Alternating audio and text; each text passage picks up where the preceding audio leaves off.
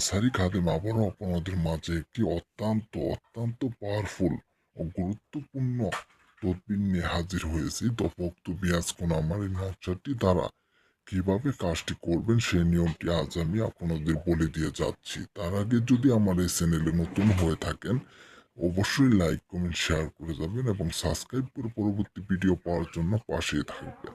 তো বক্তব্য আজকন আমার আজকের এই নকশাটি হচ্ছে জাদু টুনার আচরণ নষ্ট করিবার একটি দ্বিতীয় তদবির। জাদু টুনাগ্রস্ত রোগীর জন্য নিম্নোক্ত তাবিজটি লিখিয়া কবচ বানাইয়া রোগীর গলায় বাঁধিয়া দিবে এবং চীনা মাটির বর্তনে লিখিয়া চিনির শরবত দ্বারা ধৌত করিয়া উহা রোগীকে পান করাইবে।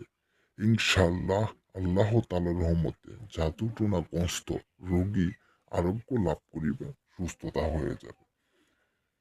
তো বক্তব্য আজকন আমার এই নকশাটি ভালোভাবে লিখে অঙ্কন করে তারপর এটি দ্বারা কাজটি করবেন। ইনশাল্লাহ আপনার সেই রোগীটি একদম সুস্থ হয়ে যাবে, ভালো হয়ে যাবে।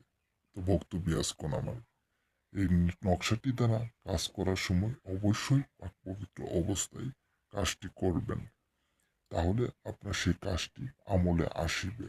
তো বক্তব্য আজকন আমার এই নকশাটির নিচে অবশ্যই সে আপনার রোগীর নামটি অবশ্যই লিখে তারপর নকশাটি দ্বারা কাজ করিবেন।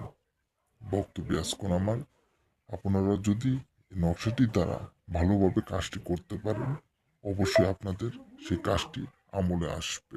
তো বক্তব্য আজকন আমার সবাই ভালো থাকেন, সুস্থ থাকেন এই কামনা রইল সবার প্রতি। খুদা হাফেজ।